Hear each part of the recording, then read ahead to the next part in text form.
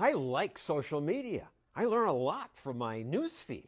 Today, 45% of Americans say they get their news from Facebook. But I have to wonder, is this censored? Is there information I don't get to see? PragerU, a totally new concept in education. Prager University has 3 million followers. The site offers dignified lectures on conservative philosophy. These are ideas students almost never hear. One day, Prager saw that some of their videos had been seen by 0 people. 0.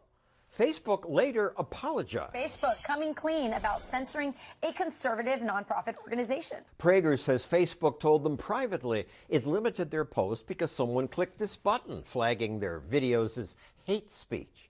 Then one of Facebook's human content monitors agreed and censored it. So who are these censors? Well, the social media companies say, we try to be politically balanced when we pick them. Facebook chose the Weekly Standard to be a fact checker. And Facebook censors did temporarily ban the artist who posted this painting of a nude Donald Trump with a tiny penis. But censorship does seem to happen more often to people on the right. And that's not surprising because the people who work for social media companies tend to lean left. Twitter's CEO admits that. We need to constantly show that we are not adding our own bias, which I fully admit is more left-leaning. We are the InfoWar. People on the far right have been totally banned. Child molesting, communist-loving, God-hating New World Order. Alex Jones was banned by every major social network. Milo Yiannopoulos was banned by Twitter. And the left is laughing at you. Of course, Facebook, Twitter, and the others can legally censor whomever they want. They're private companies. Jones and Yiannopoulos say hateful things. But should they be censored? Open debate keeps societies healthy. I'll defend your right to say ugly things, even if I hate what you say. And I cringe at some comments made by comic and activist Gavin McInnes. Mexico sucks because of Mexicans. McInnes co-founded Vice magazine. Now he's a Trump supporter saying provocative things on CRTV.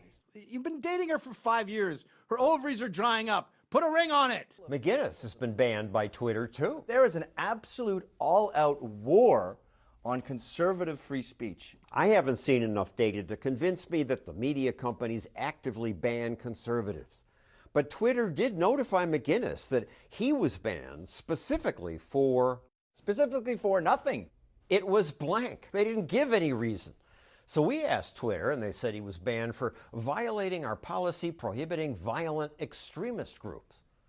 Now, McInnes did create a group called the Proud Boys. According to the Southern Poverty Law Center, it's a hate group. It's a multi-racial group. McInnes says the Proud Boys are just a men's group. The only prerequisite is that you're a dude, born a dude, and you accept the West is the best. Chaos in Charlottesville. But what got the Proud Boys and McInnes banned is that some people calling themselves Proud Boys joined the Charlottesville protest. Thousands clash in the streets. McInnes opposed the Charlottesville racism. I don't want nothing to do with this, and those guys are nuts. He then kicked out anyone he thought was racist. Should he be banned for what a few Proud Boys did? Maybe Twitter banned him for other things he did. After the group that calls itself Antifa for anti-fascist harassed McInnes and others outside one of his speeches, McInnes said, I cannot recommend violence enough. It is a really effective way to solve problems. How does that not violate the social media companies' guidelines? I'm not condoning violence, but I am condoning justified violence in self-defense. Last year, McInnes fought an Antifa activist. I had to make it clear to a mob of 500 that I wasn't going to be I wasn't tolerating any transgressions. Keep walking. This month, outside a McInnes speech, Proud Boys and Antifa protesters confronted each other. A violent clash outside the Metropolitan Republican Club. Police tried to keep the groups separate, but the Antifa protesters circled the block to confront the Proud Boys. But in this case, it was the Proud Boys who were the most violent. Should we blame this on McInnes? Where is the line? Some would ban McInnes from social media simply because of what he writes, Like this article saying that while leftists do comedy mocking American hillbillies as yokels, that stereotype better fits the Muslim world. I see why people call you a racist. Muslim world is filled with shoeless, toothless, inbred, hill-dwelling, rifle-toting, sodomy-prone men ready to kill. I'm funny. That quote is... It's hateful. No, it's hyperbolic. It's colorful. Your tone is so mean. Yes, so? What's the matter with a rude tone? I think speech should be widely colorful. Well, some people like it spicy. You don't have to have Tabasco sauce. I'm Tabasco sauce. I think the social media bosses would say, if they were to be honest, well, McGinnis, we just don't want him on our platform because he's not bringing us together. He's mocking people. He's pushing us apart. That's a valid point. So we don't want to carry you. Why didn't they say that then? That's a reason. But that means that your social media platform promotes a homogeneity of ideas where everyone is gray and thinks the same, and no one is malicious, no one is rude, no one is crude. What kind of a media platform is that? That's Stalinism, that's communism, it's un-American. I don't like some things McGinnis says, but he does make me think. I'm more upset that some people in Silicon Valley in secret determine which ideas are allowed on my social media feed. The best answer to speech we don't like is more speech.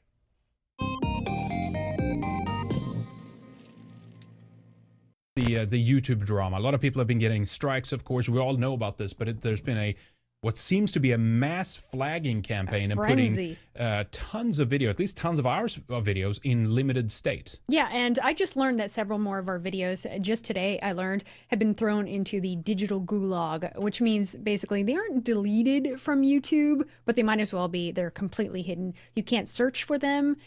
It doesn't come up recommended. You can't share. You can't see stats. You can't see comments, nothing. So it's basically hidden. Might as well not even be there. You have to have the link in order to watch it. So here's some of the videos that are now in a limited state in the gulag. One that I really liked that I did, I don't know, 2-3 years ago now? White girls, black dolls, destroying white bias. Now, I got into the Frankfurt School. I got into the civil rights movement, the doll studies, and how a lot of these old plans are manifesting today. That was actually a quite good video. Gone. We also had The War on Whites is Real. This was a really good one. Basically, we just took all the words of things other people have said and put it in a collage. It was very powerful with the music and images, and it was climbing up to 1 million views very quickly. Had to put that one away. It was, right? Yeah, it was like a promo for Red Ice, basically. A really good one. Well produced.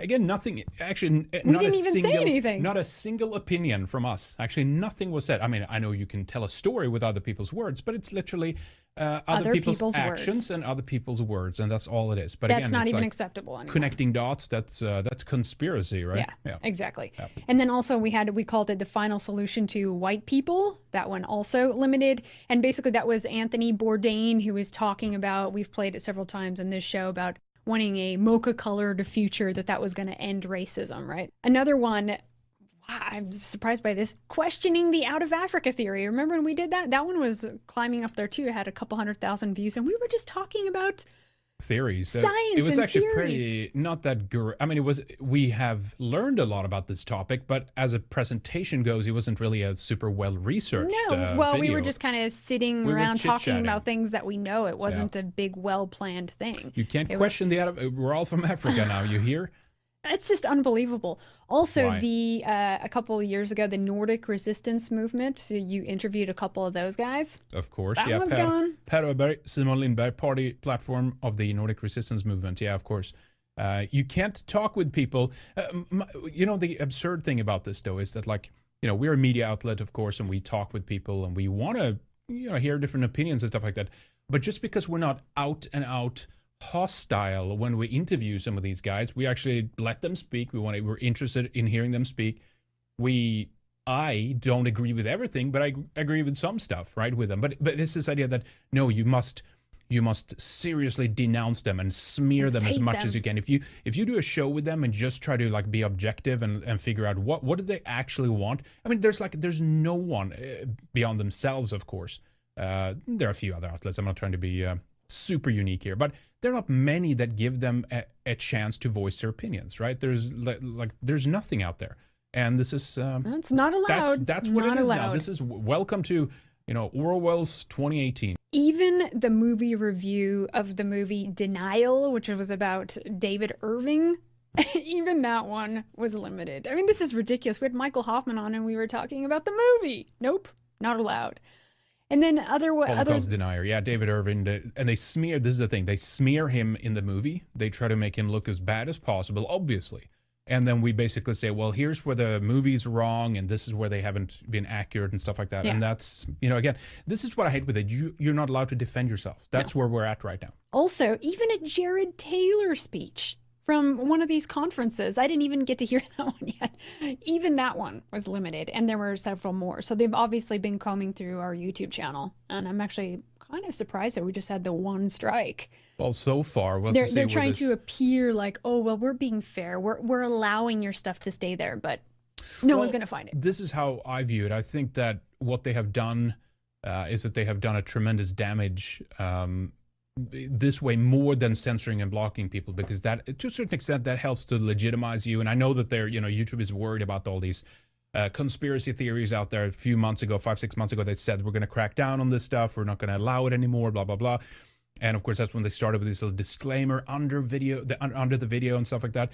But the point is, I think that they're far more effective in just choking you out and not giving you views, related stuff. I mean, many of these were some of the biggest videos that we had that were helping to drive a lot of subscribers and traffic to our YouTube channel, and then consequently to our site, and get our views out there and stuff like that. But there's other people that pointed out this too.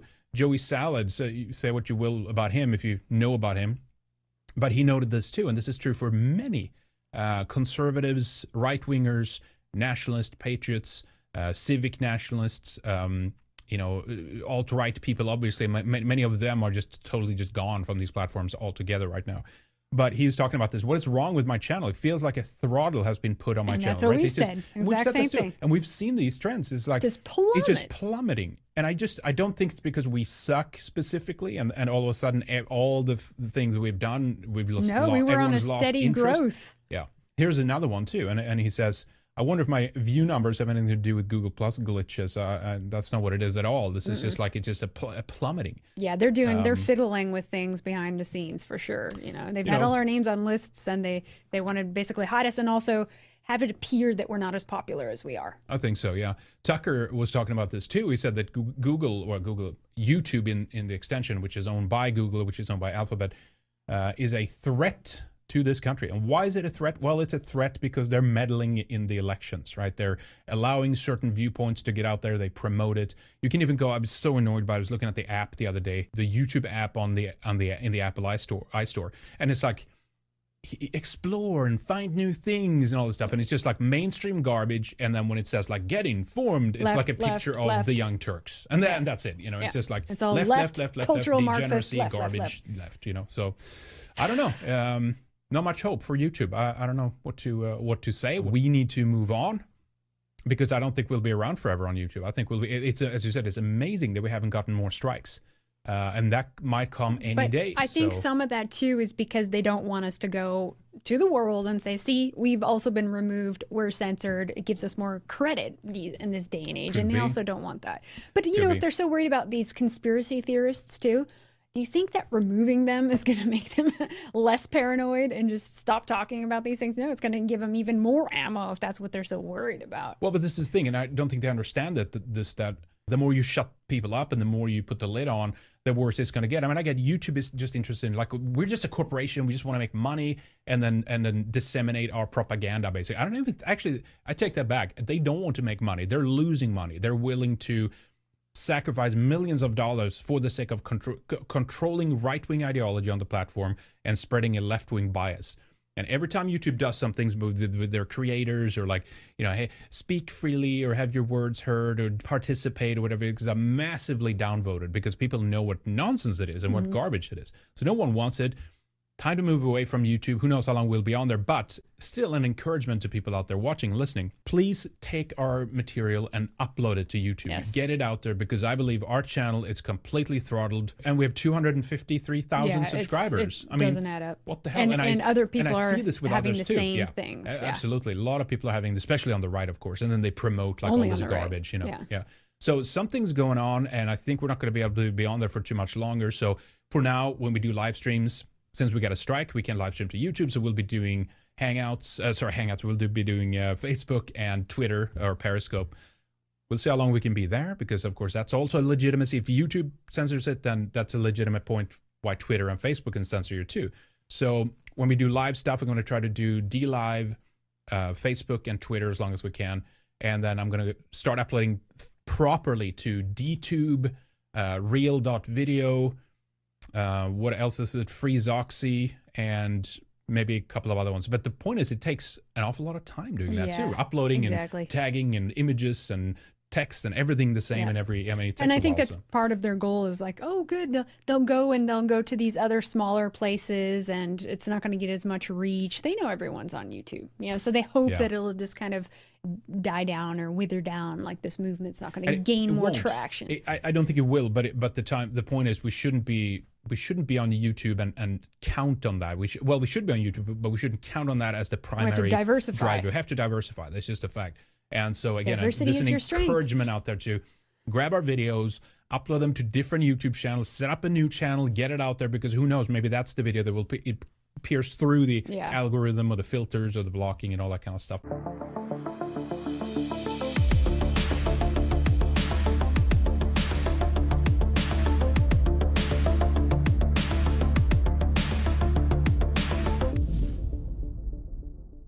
Welcome back to the Truth Factory. Now, when I was a kitten, I envisioned the future with flying cars and robot maids. I mean, I guess we have Roombas now, and whatever it is Elon Musk made, that's probably going to crash into an asteroid belt anyway. But let's just be honest. The future, for the most part, has been pretty disappointing. Except for maybe one great invention called the Internet, which is a series of tubes invented by Al Gore. I took the initiative in creating the Internet. The Internet has replaced almost all annoying human interaction and has become a modern necessity for communication.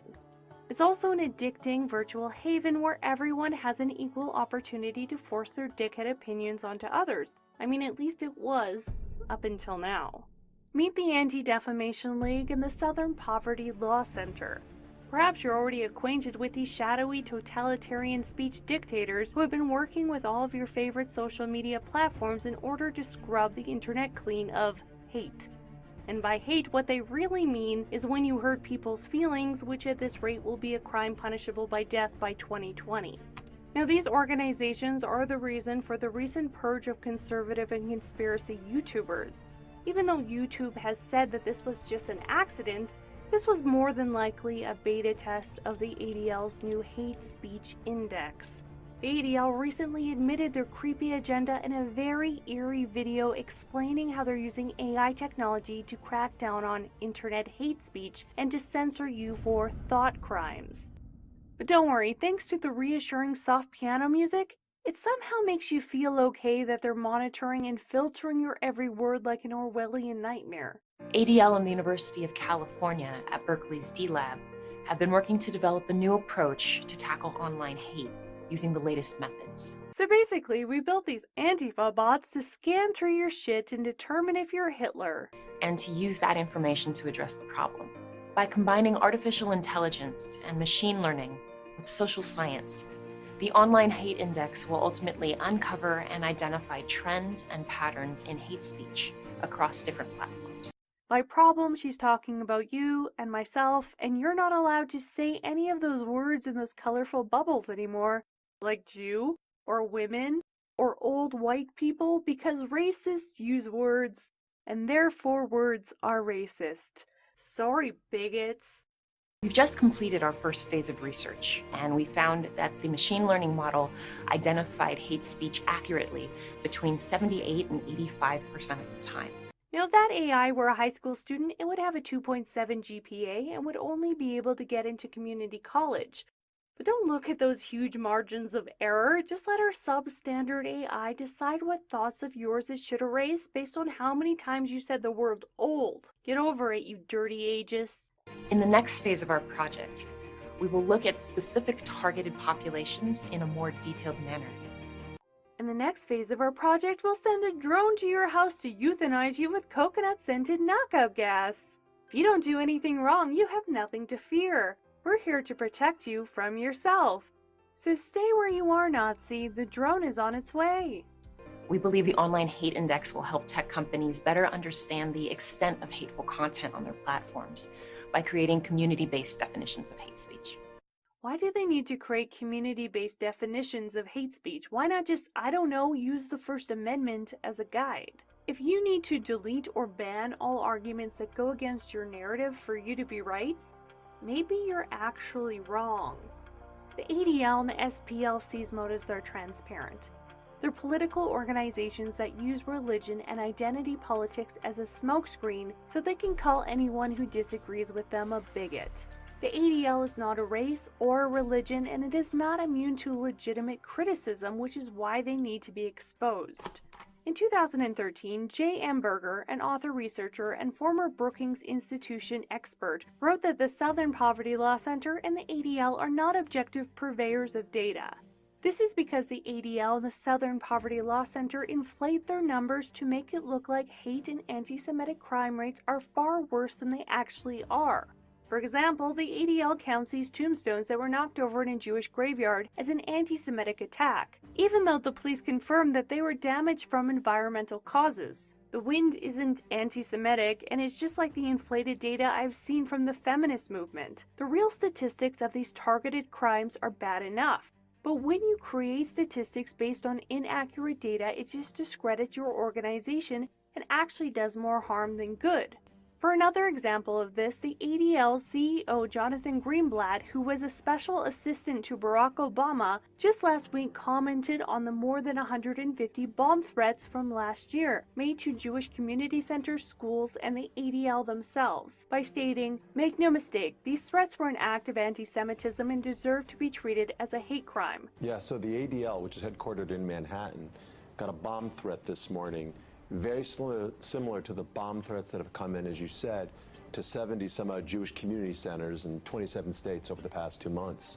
It's a frightening moment and it reminds us that the haters and the bigots, they hide in the shadows like cowards, and they seek to terrorize us because of our faith. The ADL used these numbers to boast that there was a massive surge of anti-Semitic crime in 2017.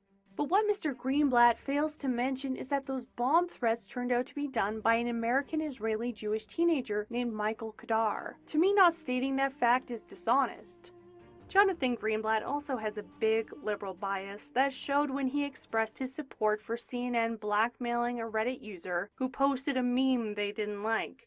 Jonathan Greenblatt and other ADL executives have also made comments about their dislike for President Trump. I don't think it's a coincidence that the channels affected by the YouTube purge were largely conservative. And I think it's important to call out organizations that try to infringe on our free speech, especially when their histories are riddled with corruption. The ADL is now policing our morality online, but who is policing theirs? The ADL's very inception in 1913 was based on a murder and rape case involving Leo Frank, the Atlanta president of the Jewish B'nai B'rith. Leo Frank was unanimously found guilty for the strangling and raping of his 13-year-old employee named Mary Fagan. The B'nai B'rith called this a case of anti-Semitism and formed the ADL to stop Jewish hate crimes.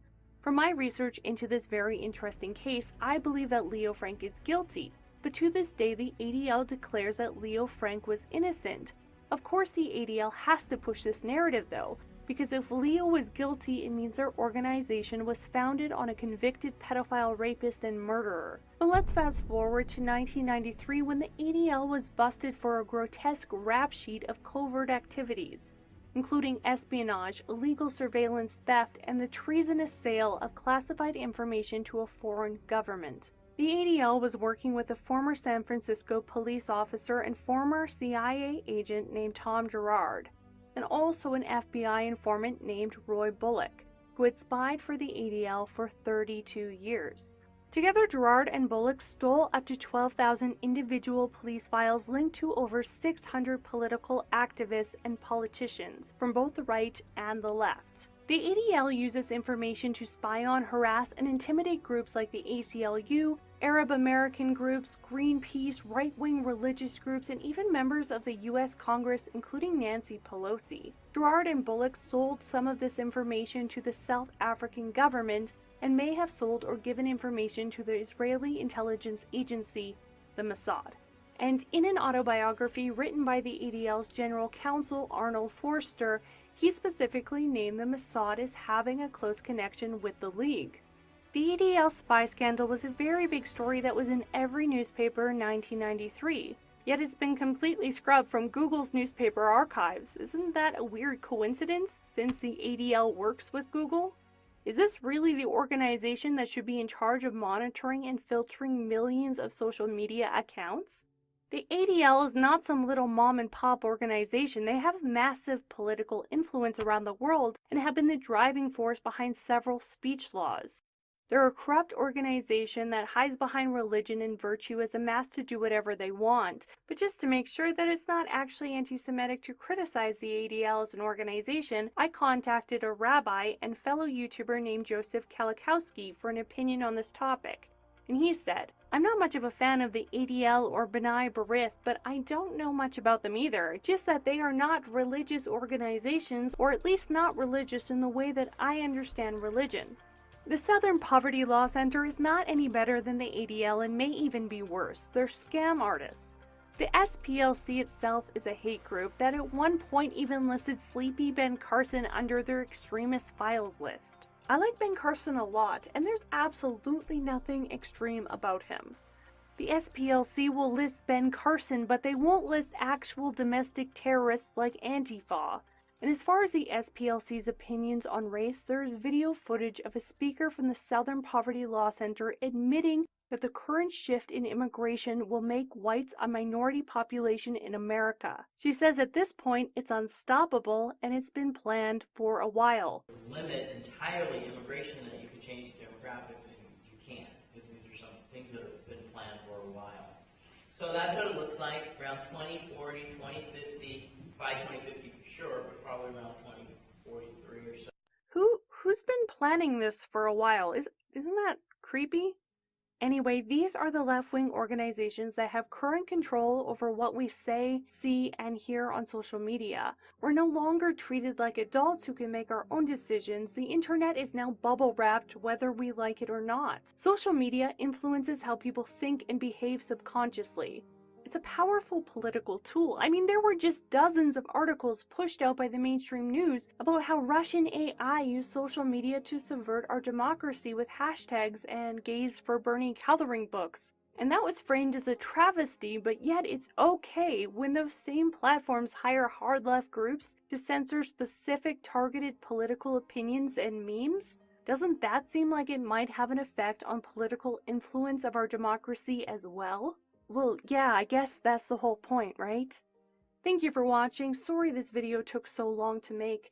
And I want to give a special thanks to Rabbi Joseph Kalikowski, and I will link one of his YouTube videos in the description. I've contacted the ADL, I've contacted the FCC about this. I'm waiting to hear back, but let me know in the comments what you think can be done about this. I have a backup channel on BitChute. There's a link in the description to that.